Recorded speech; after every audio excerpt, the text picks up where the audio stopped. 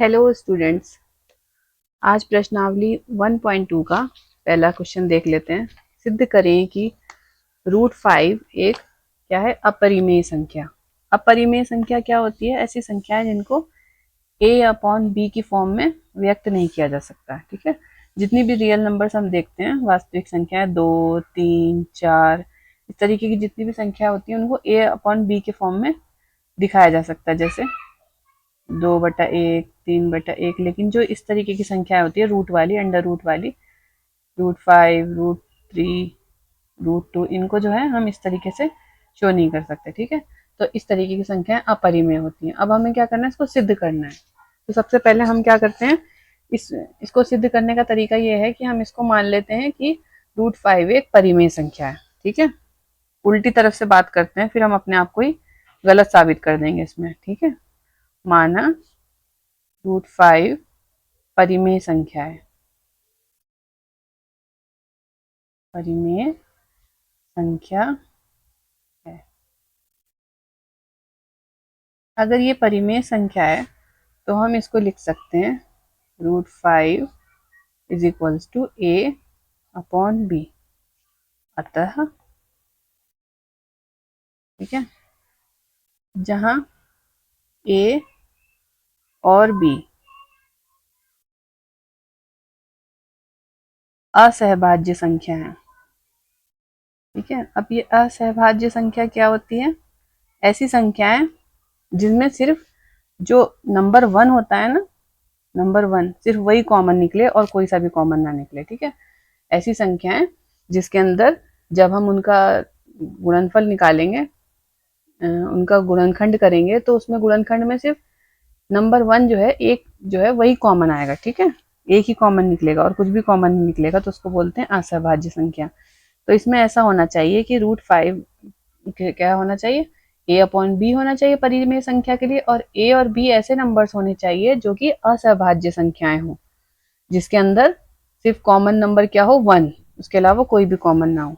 ठीक है, तो अगर हम इसको सॉल्व करेंगे तो √5 और ये b उधर चला जाएगा। ठीक है, और ये हो गया a। दोनों पक्षों का वर्ग करेंगे अब। ठीक है, दोनों पक्षों का वर्ग करने पर हमें क्या मिलता है? हमें मिलेगा b² और ये √5 का हो जाएगा 5। इसको इस तरीके से लिख देते हैं। ठीक है, a²। ठीक है, ये हो गया 5b² is equals to a²। ठीक है, अब आपकी बुक में एक प्रमेय दे रखा है। ठीक है, उस प्रमेय के अनुसार क्या होता है कि अगर कोई नंबर है, जैसे a² है, ये a² है, और दूसरी साइड में हमारा लिखा हुआ है 5b², तो ये जो नंबर 5 है ना, ये a² को भाजित करेगा। ठीक है, a² के टुकड़े कर देगा। ये इसके यहाँ पे देखिए 5b है ना, b से मल्टीप्लाई हो रहा है b² से, जब दूसरी साइड जाएगा तो ये डिवाइड करेगा इसको। ठीक है, इसको भाग कर देगा। अगर ये a² को भाग करेगा तो ये a को भी भाग करेगा। ठीक है, a/5 भी होगा। ठीक है, तो प्रमेय के अनुसार जो हमारी बुक में दे रखा है, आप उसको पढ़ लें एक बार। प्रमेय के अनुसार 5 a² को विभाजित करता है। ऐसे आपको पूरा लिखना पड़ेगा। ठीक है, जिससे कि बात समझ में आ जाए। करता है, अतः संख्या जो 5 है वो 5 a को भी विभाजित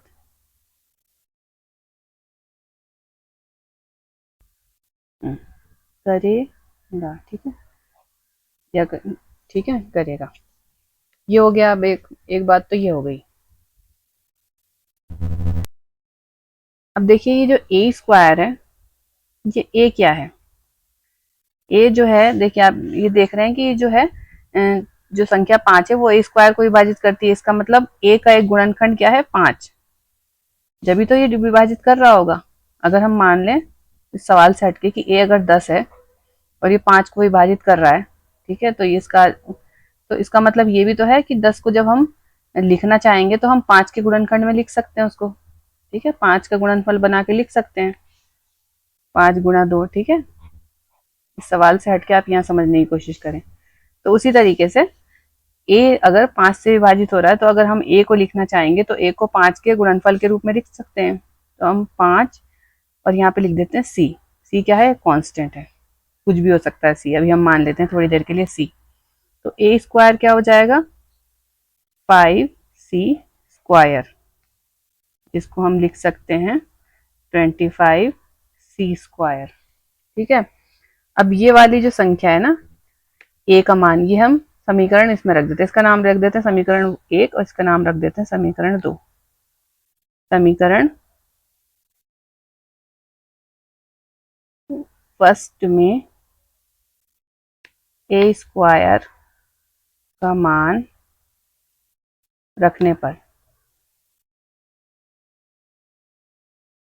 समीकरण फर्स्ट में इसका मान रख देते हैं 5b square is equals to A square की जगह हम लिख देंगे 25c स्क्वायर, ठीक है। अगर हम इसको सॉल्व करेंगे 5 वन ज़ा 5, 5 5 ज़ा 25, ये हो गया b स्क्वायर और यहाँ पे क्या हो जाएगा 5c स्क्वायर, ठीक है।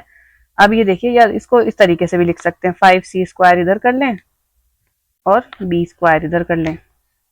तो ये जो 5 है ये उधर भी तो जा सकता है, c square is equals to b square upon 5। देखिए ये b स्क्वायर को विभाजित करता है ना, तो प्रमेय के अनुसार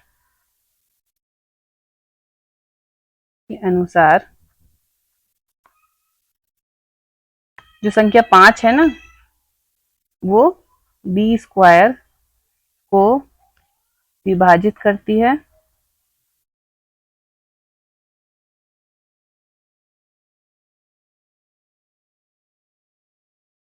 अतः 5 b को भी विभाजित करेगा।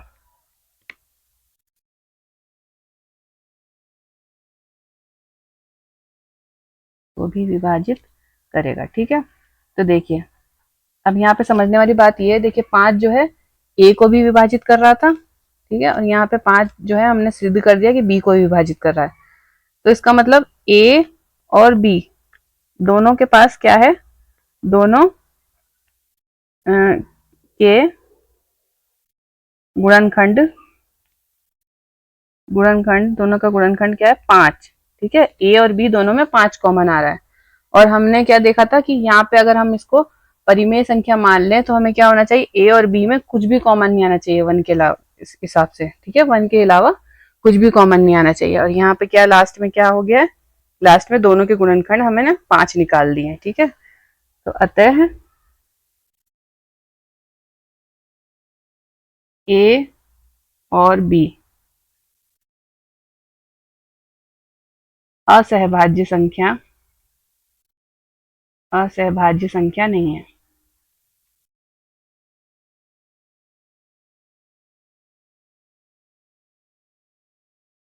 ठीक है। इसलिए जो ये है √5, एक √5 जो है परिमेय संख्या नहीं है, परिमेय संख्या नहीं है।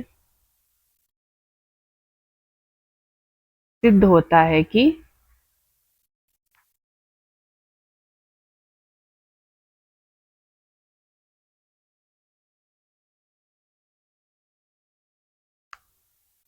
एक अपरिमेय संख्या है, ठीक है। हमने जो खुद कुछ माना था ना शुरुआत में, हमने खुद को ही गलत प्रूव कर दिया है, ठीक है। तो इस तरीके से ये सिद्ध हो गया है। क्वेश्चन नंबर 1 आपका यहीं पे पूरा होता है। मिलते हैं नेक्स्ट वीडियो में। Thanks for watching.